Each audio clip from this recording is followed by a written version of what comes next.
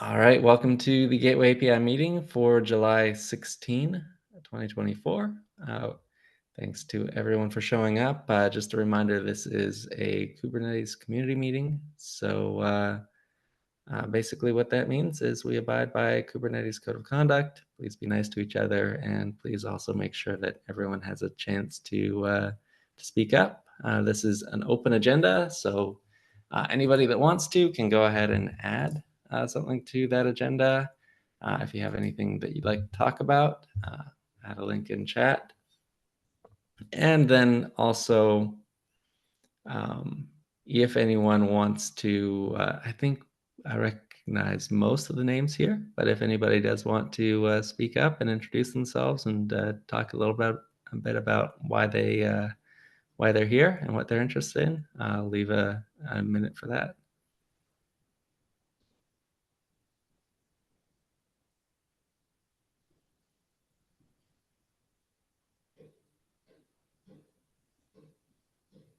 All right, well, we'll keep on going. Thank you to everyone. Let me just run through. I see there's a few things in the next section up here. If you're here and you'd like to discuss these, if you don't mind just pulling your item down into this the meeting notes for today, then we can make sure that we get to it.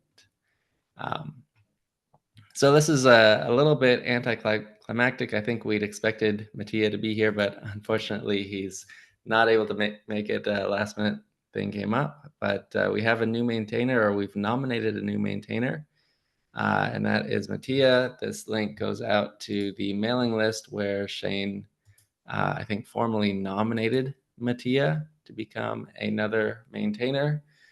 Maybe not to put you on the spot, Shane, but if you want to give a quick summary of how we got here, and just, I don't know. Yeah, no. I think this has basically been going on since we went GA. We realized that as maintainers, we've been very overwhelmed. We put together the ladder to give people an opportunity to move up towards maintainer, and it kind of all worked out because Mattia basically let his interest known some time ago.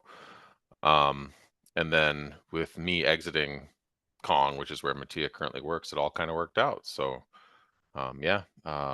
there's a thread there if you want to go show support for Mattia. It's in the SIG Network mailing list, and he's joining in to help us out, basically take on help with gaps in particular, shepherding things forward. And we're really excited to have the help because we need it. So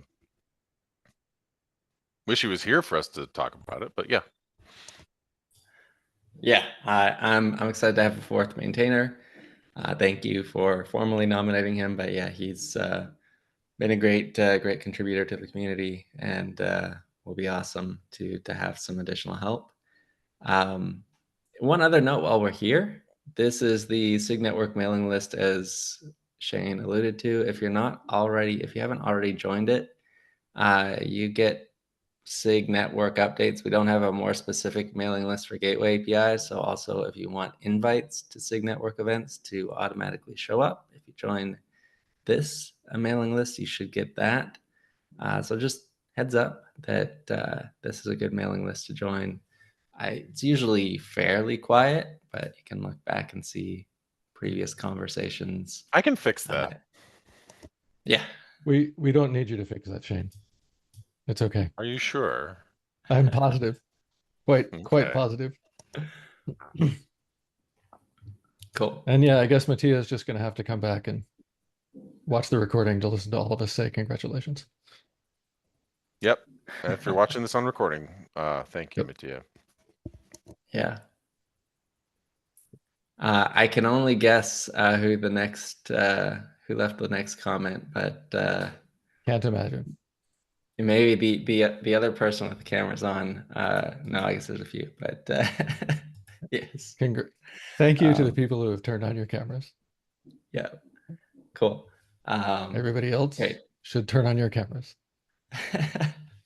Dude, as you will. But yes, it is always nice to see people. But yeah, it makes cool. A big difference. Okay. The next step on the agenda is just run through everything that is happening for 1.2, and I think what's pretty clear to me is at least some things are going to miss the cut for 1.2. We're 2 weeks out now, and this is not 2 weeks out from my PR was ready. It's 2 weeks out from my PR was merged. So I do want to distinguish between those. So yeah, we're really running out of time. I want to really thank. I think it was Guy who made sure name, and John, I think, that made sure named route rules went through.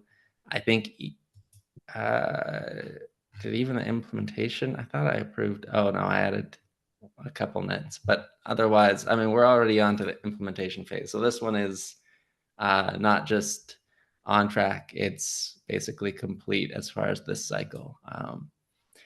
Next one is the request mirroring. Not a lot has happened on this one, other than some very useful feedback of discussion around one asking for some examples, but then Flynn's idea, which I think makes sense. I was hesitant about this, but I will give you the idea that um, having an easier path for the 99% use case makes sense. Um, so I'm on board with this approach. I think we just need to wait for the PR to be updated. But I don't see anyone. Actually, Candace, I think you had some open questions about if wait would work. Did those ever get resolved? Do you have any open questions or discussion on this one? I've voiced my opinion. I don't feel strongly about it, but it does to me seem strange that we're using numerator and denominator for this. And sorry, Even well, though my instead of suggestion wasn't necessarily better.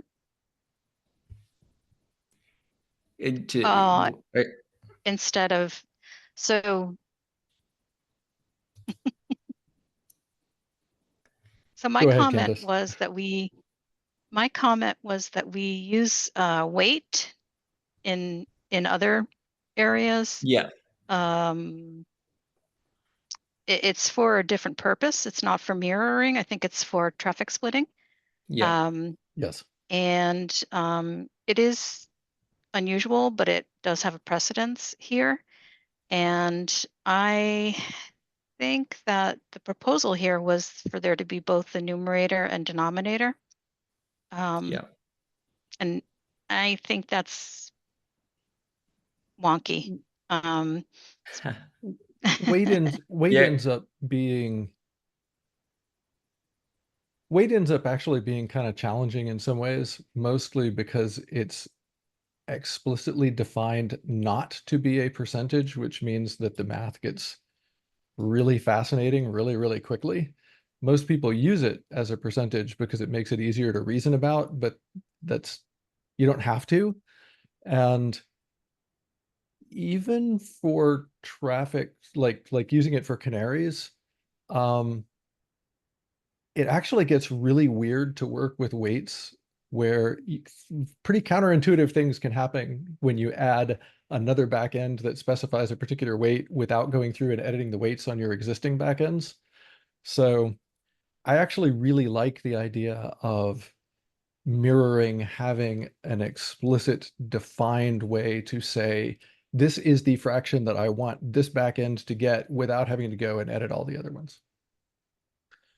I'm not gonna lie, I would kind of like to redo the way we do weights in general, because doing it with a fraction or something explicitly defined as a percentage really does make it easier to reason about. I just don't think we can get away with doing that very easily. Yeah. And what exactly was the problem with just using a number where the denominator was assumed to be 100? So Yeah. if you have So something like 50,000 requests per second, then the smallest number you can say is 1%, which is a lot. yeah. So basically,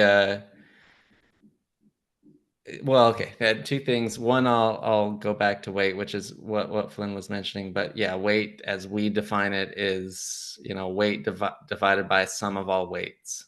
So you could have, sum of all weights could be 8 or some kind of random number. You could have Yeah. 3 and 5, and you get it's all You get relative, 3/8 and and that's not 5/8. really right, exactly.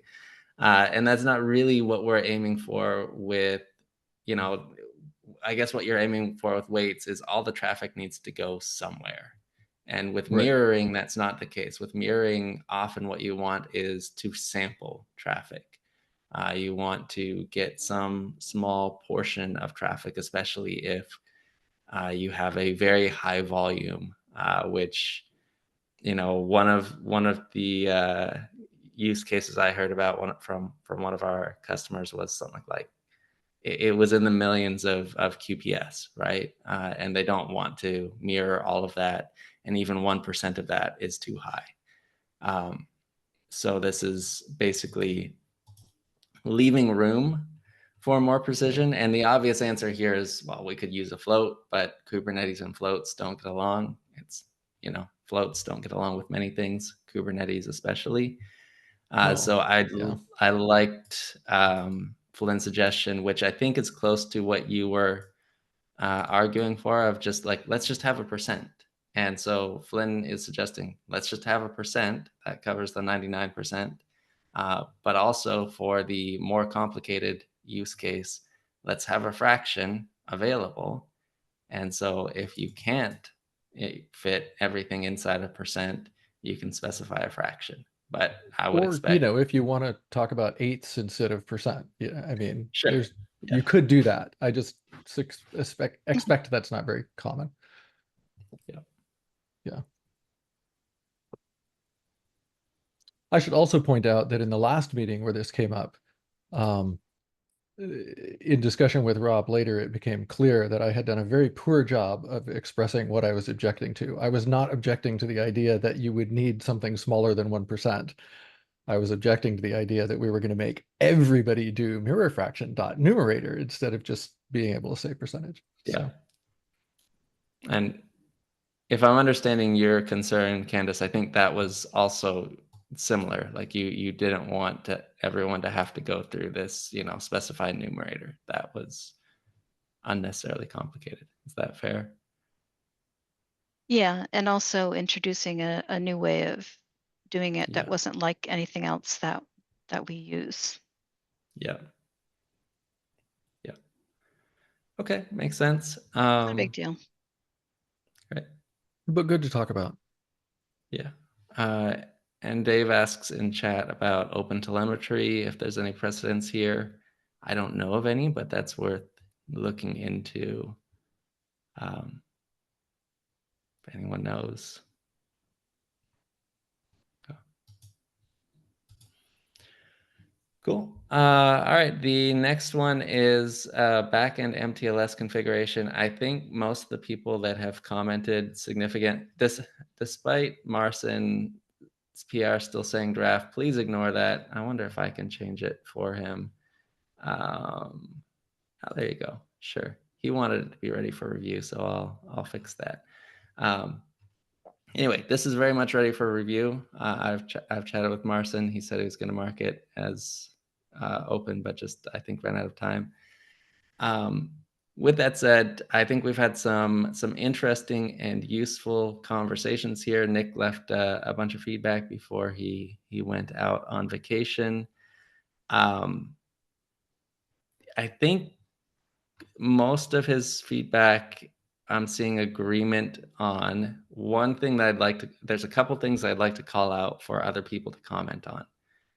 One is the idea of adding options to backend TLS policy.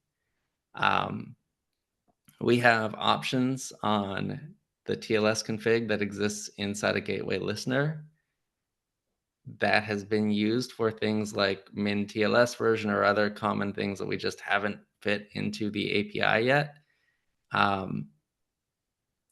The theory is that could make sense for backend TLS policy, but Nick has very real concerns here that the more escape hatches we add like this, the more kind of open-ended, not quite open-ended, but close to open-ended extension mechanisms we add like this, the more we've recreated annotations or annotation-like experience in this API. So I think that's a very real concern. I get it. I was just thinking somebody should go and put in a gap for, I don't know, including policies via annotation or something. Yeah, Nick would love that. I didn't follow up this gap, but like, can you give a TLDR, like what's the difference between the MTLS configuration and policy? Like, I understand policy is an attachment, but what should fit in the configuration? Sorry. So, wait, are you asking Flynn or? I was asking you because I hope he's asking you, because I have also not read this gap yet, and that's I'm trying to do that right now. Yeah, I mean, because you mentioned something like you talked about the configuration, but then like you mentioned something about policy. So yeah, I just wanted to understand the difference. Yeah. So good questions. So fundamentally, this gap is about completing the picture of. Oh, look at me! I'm sharing the wrong tab. That would help. Fundamentally, this gap is all about configuring the final piece of the picture for backend MTLS, and that is configuring a client cert that the gateway can present to the backend. We don't have that right now. This gap proposes adding that actually as configurable at both layers. That's another part of the controversy here, is that it proposes adding it at both backend TLS policy layer and at gateway layer. So you can configure it at either place. That's one of the things that Nick has an issue with on this gap. But this one I think is particularly interesting, and that is the idea of a TLS option. So this copies everything verbatim that we already have in listener TLS. So for anyone who's implemented Gateway TLS and has used options for anything, if you can see that being useful for backend TLS policy, this would be a good time to chime in. If, on the other hand, you're concerned that this would open too much of, open-ended configuration here, then, voice that as well. So the same arguments we had in favor of TLS options on listener way back in the day still apply here. So setting a minimum TLS version, maybe some experimental managed TLS modes, or, like some things that might be legitimately implementation specific, or some things that just haven't made it to the API yet, like min TLS. So anyway, that's kind of one of the questions that I'd really like to get some more feedback on, particularly if you are already using TLS options somewhere in the API, if you think it would be valuable here or not. Tending to side with Nick on this one. Things like minimum TLS version are pretty well understood at this point. I don't see why we wouldn't have that in the API. I'm having a tough time thinking of a TLS policy that I think would make sense to try to wedge in there other than that. I'm sorry, let me phrase that differently. I can think of lots of random TLS policies that a given implementation might want, but I am having a hard time thinking of why you would want those separately from just using the existing extension points off Gateway. Keith mentioned cipher suites. Well, cipher suites are also very well understood, right? There's a type of a thing for a cipher suite that exists within the TLS spec. That doesn't have to be just a random map string at this point. Yeah, I think that, yes, I think that's entirely fair. I think one of the fundamental questions here is admitting the velocity of Gateway API is not as quick as we would like. Would we rather rely on implementations to just ignore this policy because we don't have cipher suites, or we don't have, whatever feature they need, or would we rather allow them to, you know, Or would build we some kind of rather, thing in? or would we rather acknowledge that the existence of this gap means that we're trying to do something about this and go ahead and put in the defined things that are already common things in TLS configuration, like cipher suite, minimum version, maximum version. Yeah, that sort of thing. I can't Yeah, think of anything else off the top of my head right now, which is interesting. But that's a problem, because I think there's going to be more, like, the long tail is long, and I feel like there's lots of random stuff there, not even to start with the kind of implementation specific extensions of like I as an implementation want to provide some kind of managed TLS where I'm generating some certificates. Like, let's imagine Cert Manager wants an option in here at some point, or like Well, that. fundamentally, I feel like you're arguing that either we have to be perfect or we can't have any nice things. And it seems that we need to do a better job in some fashion. If we already have extension points built into Gateway, maybe that's a way to do implementation specific things without going whole hog on map string string, right? And if we fundamentally believe that we can't do any better than map string string, then we need to drop the objections to annotations. And Candace and Keith have both had their hands up, so I shall get off of my soapbox for a moment. Candace? Yes, I just put something in chat regarding the backend TLS policy validation struct. I thought at one time we decided that we would be putting backend TLS policy in here. That's what the Go doc says anyways. And this is probably a better place for that. I thought we were reserving this for future editions, such as cipher suites and min version, and hopefully the backend MTLS information could go in here as well. It's interesting what is validation and what is an instruction, right? Validation, the reason we have a validation struct here is we're saying the certificate provided by the backend should be signed by a CA, should match these characteristics. So we're validating that certificate. I don't know if the same thing would apply to TLS version. Like, TLS version might be more of an instruction than a validation. I don't know. I'm open to discussion on that. Same with cipher suites. In any case, not to get too far off track, this specific gap is covering more than just validation. This specific gap is covering also, like, instructions.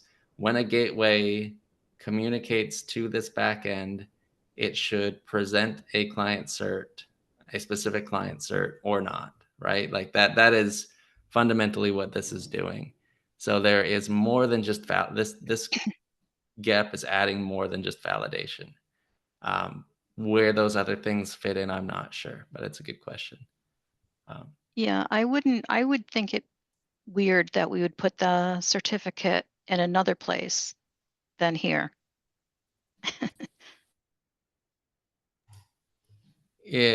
Sorry, which the client certificate? Yes, the backend client certificate.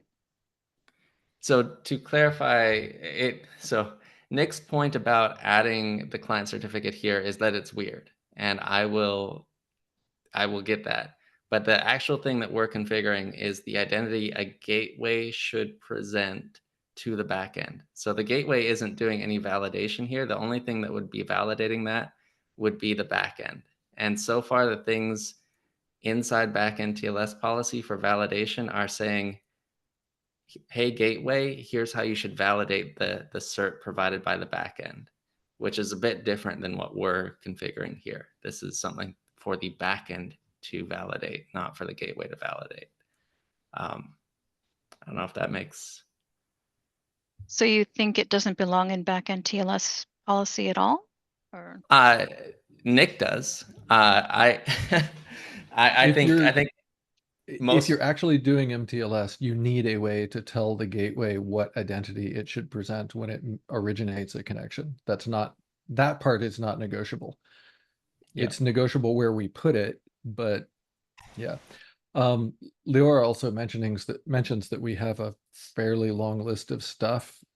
Maybe we should time box this one to another minute or so and then follow up offline. Yeah, I think most of the rest is gonna fly by. Knock on wood, maybe. You've jinxed it now, Rob. now I'm really in trouble. Okay, so Shall we yeah, go through the let's other time stuff box and then come this. back to this? Let's give it 2 more minutes. I think I thought I saw one more hand. I don't know Keith's if hand anyone was wants. up, but he put it down after Lior commented that we're taking a little while. Okay. Keith, did you want to jump in? I think most of what I'm thinking has already been said. I agree with Nick here. The map string feels sort of strange. I think complete backend MTLS or just complete TLS phone gateway is hard because you can have, in theory, if you're doing MTLS, you can have validation on both sides. You can have instructions on both sides, which makes for a very verbose set of APIs. And I see us we're struggling with the tension of both being correct as well as not having a horrible UX for users. I think we can just continue discussing in GitHub about what the correct balance is of those. Yeah, good comments. Maybe one last thing I'll say on this is as you're thinking about this PR, I would like people to think about who they think should be configuring and owning backend TLS policy. As I've talked about this with others, I've seen that the vast majority of people think of backend TLS policy as something that is owned by the service owner. And I am increasingly thinking that's not who owns backend TLS policy. Wow. So who do you think is? I tend to think that Ian is likely to be the one who should be worrying about backend TLS policy, but that we need to make it possible for Anna to do it. But I'm with Rob on this one. Anna, in general, is not somebody I've seen liking to think about TLS very much. Can you use the titles? I'm not very good with the names. Ian is the infrastructure provider. That's why it starts with an I. Anna is the app developer. And then there's Chihiro, the cluster provider, who is giving Ian hardware to work with. Thank you for connecting the first letters of the names to the roles. Now, just real quickly. Yeah. My rationale for this is just that what you're saying in backend TLS policy today is you are giving the gateway instructions for how to validate the certificate served by the backend. If you are both the person that is owning the backend and telling the gateway how to validate the thing you're providing it, that's a conflict of interest, in my opinion, right? Like or you're a 4-person startup and you have to wear multiple hats. Sure, right? And so if you're that 4-person startup, then sure, that makes sense. But if you're a larger company, then you probably do want that. I think, but isn't it like? But usually, I feel like the identity process would be between let's talk about the sidecar mesh, like between the sidecar to the gateway, right? Not between the actual application. Yes. So yeah, we should move infrastructure forward. Provider is probably, is responsible for the site, like for the mesh and the gateway. So usually the application. So one thing I'll call out here is that all of this discussion is basically I don't want to say sidestepping mesh, but it's what I would consider manual mutual TLS configuration, whereas every mesh provides some kind of automatic MTLS configuration. These could be layered on top theoretically, but I don't think what we're configuring here is necessarily something that's going to interact with a sidecar. But I'm realizing that we have certainly gone past time. Yeah, I don't think it's something that has to interact with us. That must think about designer. Yeah. But anyway, the whole idea, just to like, probably we have an open comment on the gap for this specific discussion, which I'm gonna follow up. But like, I think the whole idea with like all the, opt-in features, whether it's with Sidecar or like with Mesh, whatever, it's like, okay, I'm me as an application developer. I don't need to take care of these features, and the Mesh is gonna take care of it. And I feel like, and also from experience being in a not a four people startup, but like, some smaller companies, usually the infrastructure, the DevOps, the SRE are the people that configures the gateway, but also responsible for how the mesh is operating. So it does make sense to me that often this person would be the same. Yeah. I was going to say, Rob, that even when those roles are occupied by different people, there are an enormous number of organizations where they are not adversarial, and Yes. but requiring that we, requiring is a strong word, but always starting from the perspective of clearly these will be adversarial is kind of a dictation of policy that, Fair. in the general sense, that I don't think we should be doing. Yeah. To Leor's point, in many situations they're different people, but they talk and go out to lunch, and they don't really have to. There doesn't have to be a conflict of interest there. Sometimes there is. Yeah. I completely agree. I guess my main point there was, as you're reviewing this, hopefully some folks on this call take follow up to review this. As you look at this gap, just think back about this conversation that the roles that you assume might own these resources may not always be true. And that's because a huge part of the conversation in this gap is about where fields belong. And where fields belong is really closely tied to who is going to be configuring them and who owns the resource. So just keep in mind that it may be a little more flexible than we might think at first. Cool. Okay. Thank you for anyone who's been taking notes here. This is helpful.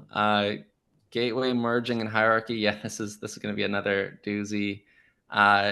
So we had a good discussion actually a week ago today.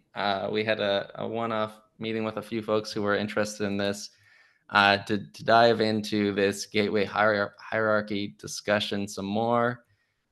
It seems like we have, I hate to call it consensus, but we have interest among the largest set of people in continuing to explore option C in this list. Can I ask a really stupid question here?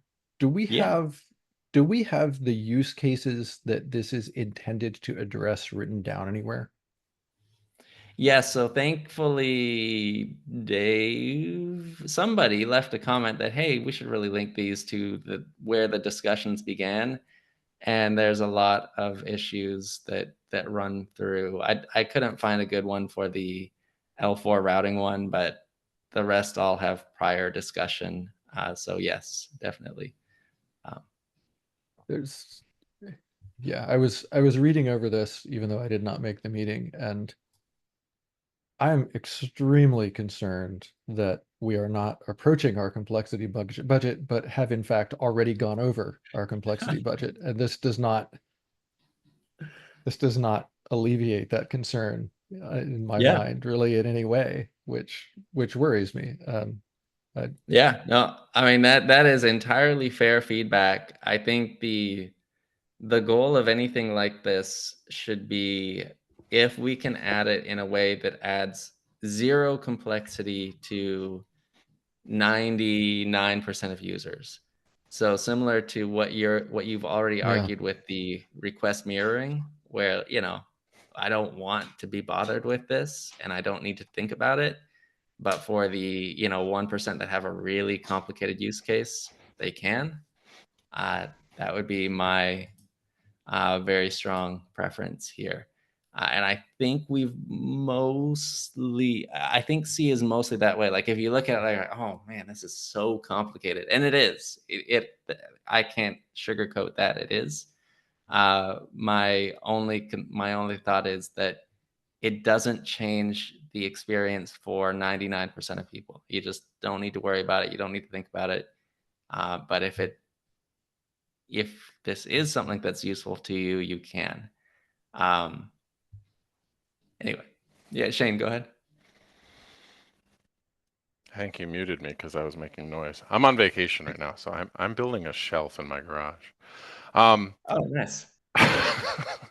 If you're here, you're not on vacation. Just saying. No, it's mixed. It's mixed.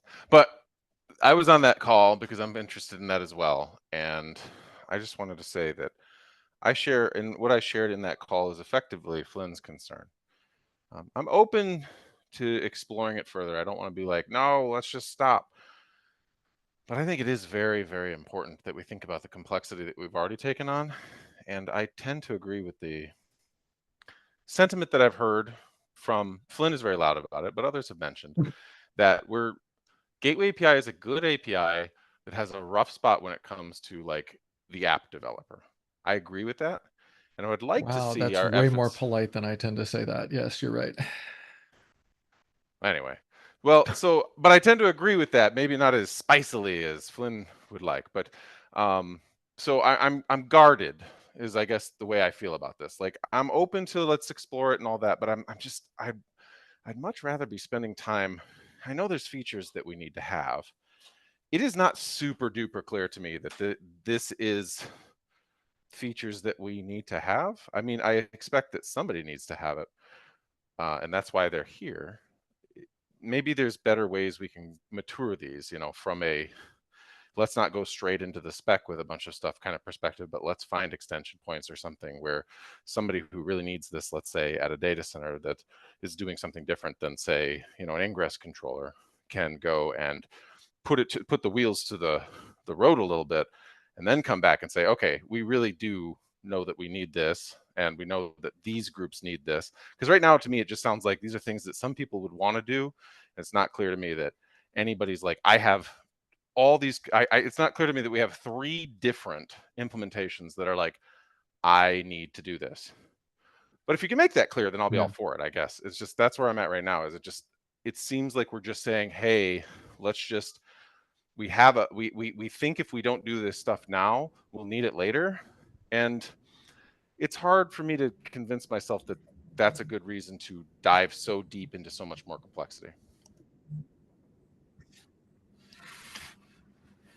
I think I shared the same concern initially, and I also joined the meeting. But what I see here is like, I don't feel it's a particularly specific features that people need.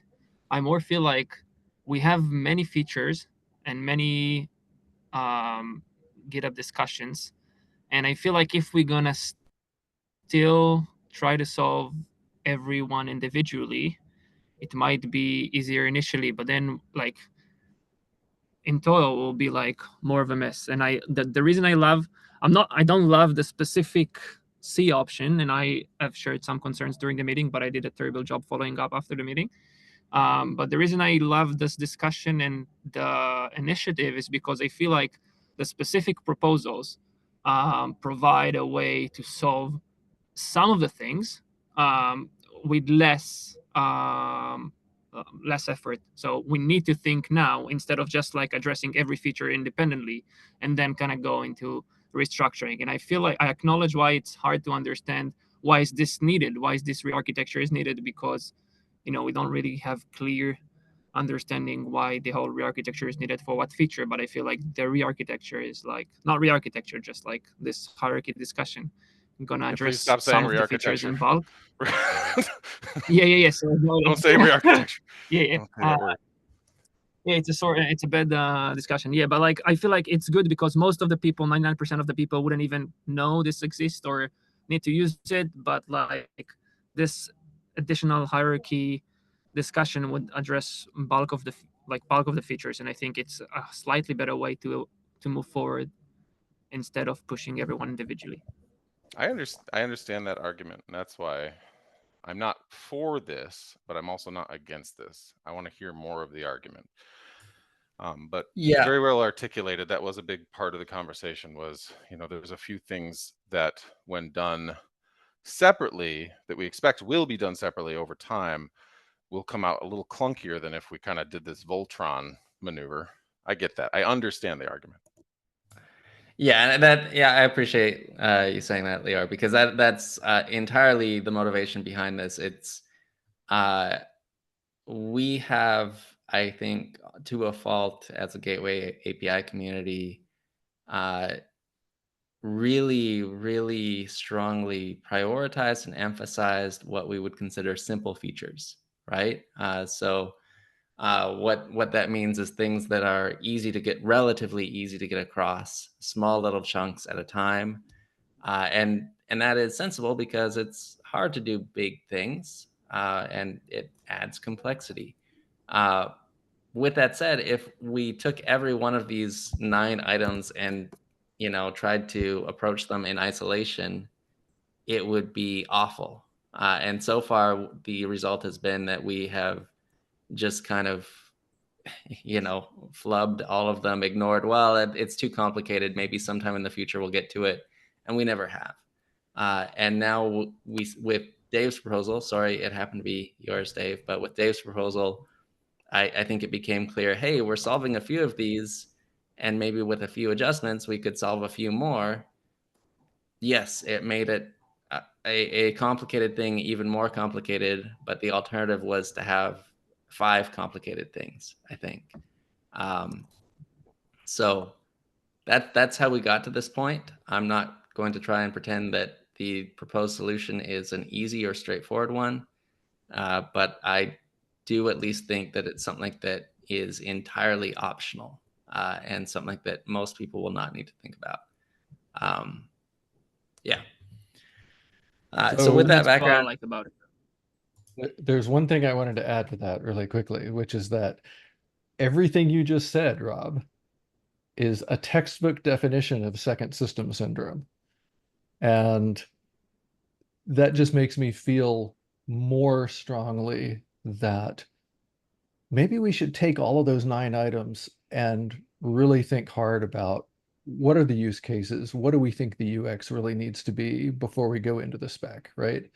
Before we start diving into, oh, let's do gateway merging because it's, yeah, let's think about what does the synthesis really look like? What do we want it to look like?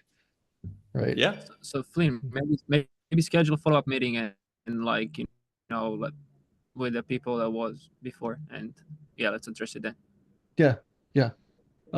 And I'll, as long as it's not this week, then I'll try really hard to be there. Yeah, I mean, I am open to any and all ideas here. And the other thing I want to be very clear on is maybe my view of experimental channel is different, but I want to allow experimental channel to be something that things can fail out of. Yes. That we can try something and it cannot Absolutely. work, and we can revert and fall back.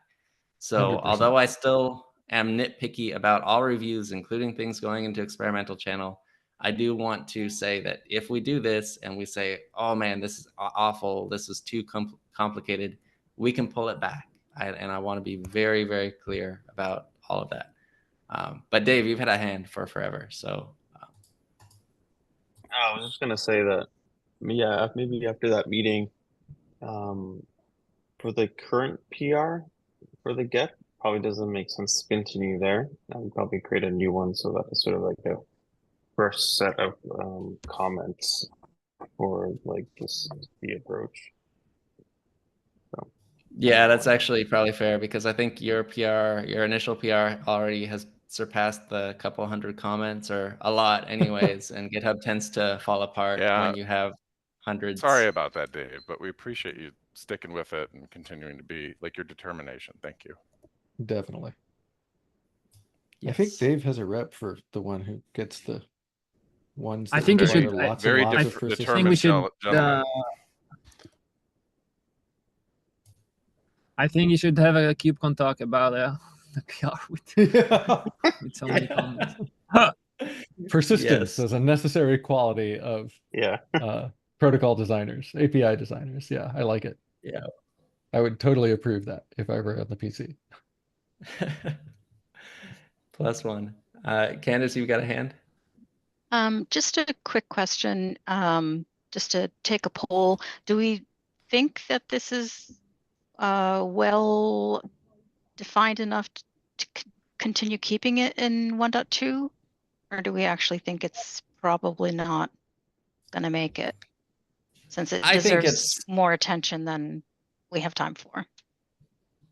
my take is I think it's unlikely, but I think if we don't try, it's going to be that much harder in the next cycle if we somehow miss. I have every intention to spend review cycles on this. I hope that even if it doesn't get in, it will be very close. Like it'll be closer than if we didn't try. But I do admit this is a very big item that needs thoughts from a lot of people. So yeah, and this feels like one like to me this feels similar to V1 Alpha 1 of the API, which sounds scary, but V1 Alpha 1 of the API, we threw something out there that we thought made sense. We got feedback and we made breaking changes in V1 Alpha 2 on how things were connected together. But this feels like something that we might actually need to release as experimental with the express idea that it will get breaking changes in the future, which is not something we've done before. I'm not saying we necessarily should do that here, but I also am doubtful that we're going to get it all right in the first release. So, yeah. Totally in favor of releasing with breaking changes expected. Cool. Well, yes, we are at 10 minutes and we have a lot to get through. Lior, I want to just skip right down to you because supported features, I think, need some additional discussion as well. Yeah, so I'm not really sure about this. Like, as I took the GitHub discussion approach. We got some good feedback. I feel like if you can open it, like all people can see, but like I feel like I'm in a position where like if I don't get more feedback by, I don't know, end of week, I feel like I got enough consensus to implement the map, which is relatively easy to change as well. If there are any objections, so I mean, it's probably going to be excluded for 1.2, but I'm happy to spend the time doing the API changes and got it to standard. So yeah, cool. I think most of us are like pro for the map because it's a relatively flexible solution. But yeah.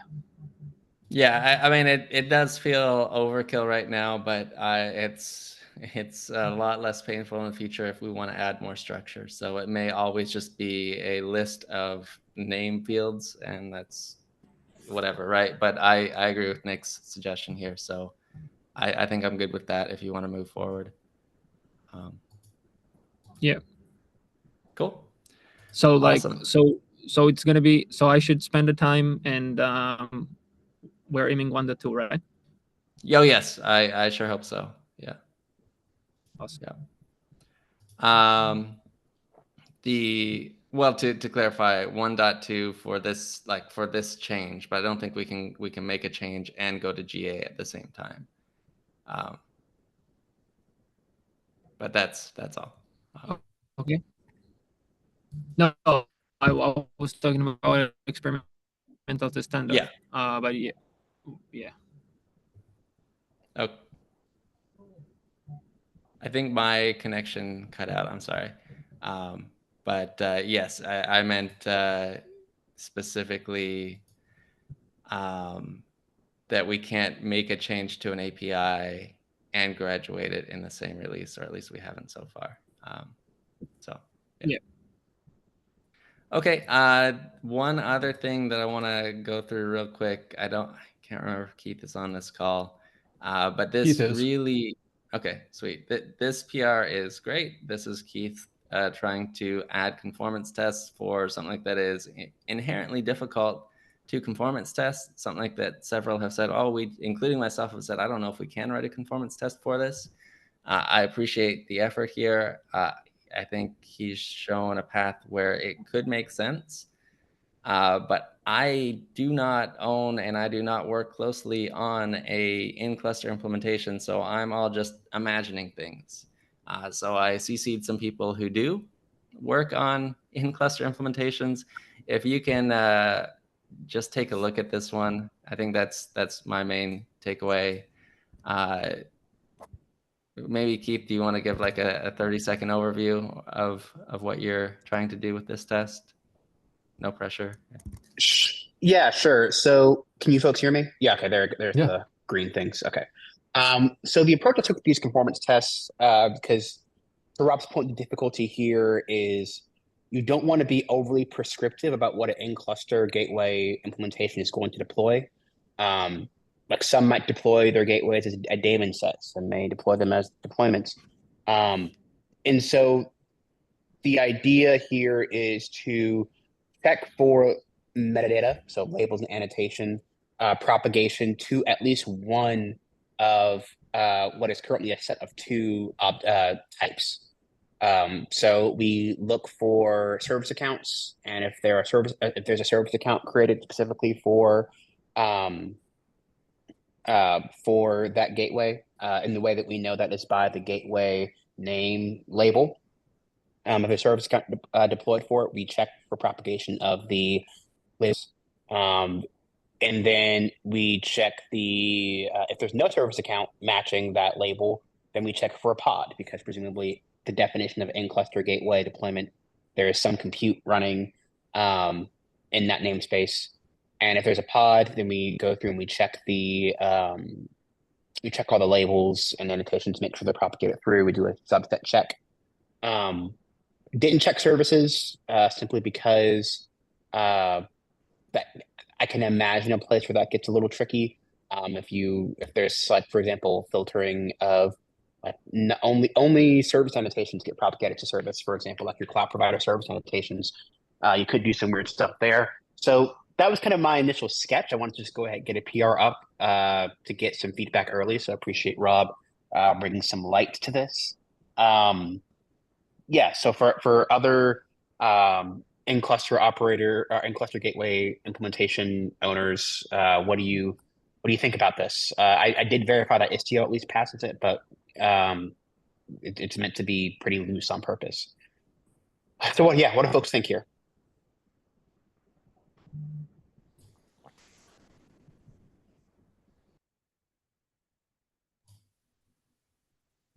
I guess given silence, I'll keep this one going, but maybe we'll ping in Slack as well. People clearly feel very strongly about it. Yeah, but thank you, Keith. I'm glad to see this one getting across. This gives me hope that this will be one more that we can get across to GA in this cycle. But we will see. I think this was the main blocker for us. Yeah, So thank you, Keith. I think the lack of responses is really just more people need to read it, so you'll get your feedback. Cool. Okay. Well, with that, sorry we don't have much time left, but Kate, thank you for patiently waiting till the end here. I don't know if I can load this Slack thread easily. Probably not. But maybe Kate, do you mind providing a bit of context on what you're discussing here? Yeah, definitely. Okay, so at Nginx, we're kind of uncovering this problem when we're attaching policies to HTTP routes, when there are multiple, or really any, like a gRPC route too, where there are multiple routes that have referenced the same path that are attached with the same host name, they're attached to the same listener. So what we do in that situation is merge those two routes under the hood, and then we end up generating Nginx config with like a single location block, right? And then we decide where to route that traffic based on the rules. But when you're attaching policies, that gets a little bit more complicated, because you might have like a policy attached to one of those routes and not the other, but they get merged to the same location block, right? So we've been trying to figure out how to address this, and it's been exceptionally challenging. We actually can't find a solution that works. So we were thinking of just adding a restriction where you can't reference the same path, the same host name on different routes. And I'm trying to figure out if that's something that is like, that could just completely violates the nature of the spec. If this is something that is more of like a gray area, where we can decide as implementation, like how we want to handle that sort of like conflict, if you want to call it that. So just trying to get some feedback before we add this restriction to see if we need to really investigate a different solution. Yeah, sorry, I don't think I've responded on this thread yet, but I have at least looked at it before. One of the things I know that has limited our GKE's implementation of this API is that we have only been able to attach policies at the point where basically the underlying data plane can support them, roughly. So like if you can only insert something like at our equivalent of a listener, then we can only attach a policy at that level or above, kind of thing. And what it sounds like is happening here is that you have a policy that can target a route, but it can really only be applied at your equivalent of a listener level, at like your equivalent of a host level. Is that roughly correct, or am I misunderstanding that? Yeah, it's certainly more straightforward when it's attached at that level. We want to be able to support attaching to routes, but that really ends up being like attaching to a specific location in Nginx, which really routes back to path. If that makes sense, yeah.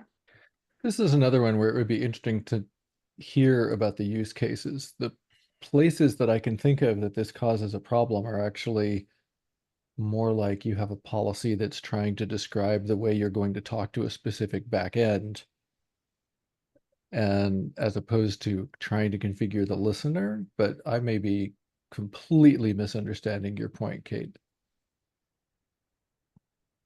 Yeah, I'm not sure what you mean by that. So if you have the same prefix and the same host in two different routes, then from the perspective of the application developer, the app dev is saying,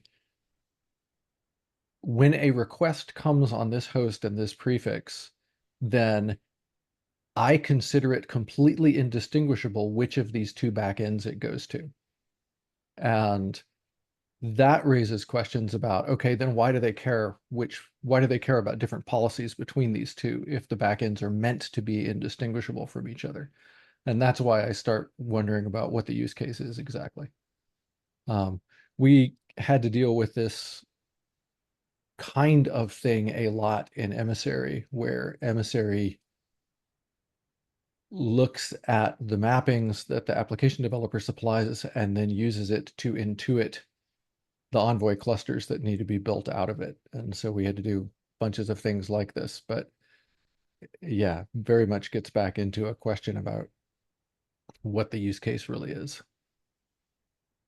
I remember looking at this in the Slack thread and not seeing exactly what the use case for policy was, because those two things that are on the screen right now, to me, don't describe the same route, because one of them has a header match and the other one does not. Yeah, I guess I just like, why would this be in two different routes? Why wouldn't the user just create two different rules on a route for one path?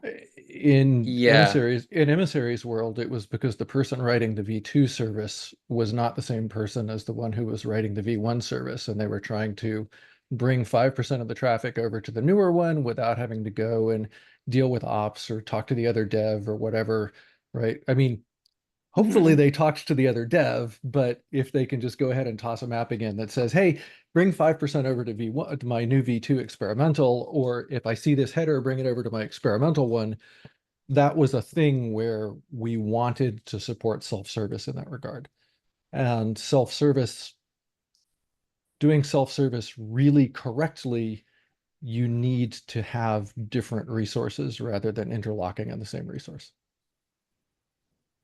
Yeah, I can't imagine us ever. I think what this all comes down to is a question of, are we going to write a conformance test that requires this support, right? Like, are we going to write a conformance test that looks an awful lot like this, that requires both of these routes to be accepted?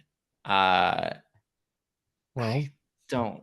You need to either require one that you need to either write one that requires them to be rejected or accepted, right? I mean, or you leave the behavior undefined, which is considerably worse, I would argue. It is. Yeah. That's kind of how we Okay, got well, into the thing with gateway merging that we're in, is we left it undefined for so long, and now everybody does For it 30 different example, ways. yeah. It's For and example. it is, this to me, until Kate brought it up, it didn't occur to me that anybody wouldn't support this. So I think it's important to define and figure out what to do about it. Yeah, In a lot of ways, to me, this also argues that, yeah, we need extension points in the routes other than having policy attached to a route, because the attachment mechanism actually makes this more complex. yeah, as Candace points out, that we're over past time here, so we should. But yeah, I don't know what to do with this one. I will try to respond in thread today. I would encourage everyone else to. This is linked in the agenda, so let's continue this conversation in Slack in the short term, and then maybe we can follow up at a future meeting as well. But thank you for raising this. This is a really good question. Yeah, thanks for the feedback. And Kate, if you can find specifics of the policies that are being attached or whatever, that I would love to hear that. That would be really helpful. Kate's not here anymore. I am. Oh, yeah. Oh, Kate. Sorry, I thought Kate. Sorry. No. No. Yeah, cool. Awesome. All right. Well, thank you so much. Have a good rest of your week, and talk to you online. Cheers. And thanks again to everybody who turned their camera on. Yeah. You would have been looking at a wall, man. I'm just saying. I'll try to do better next time, Flynn. Thanks. See ya.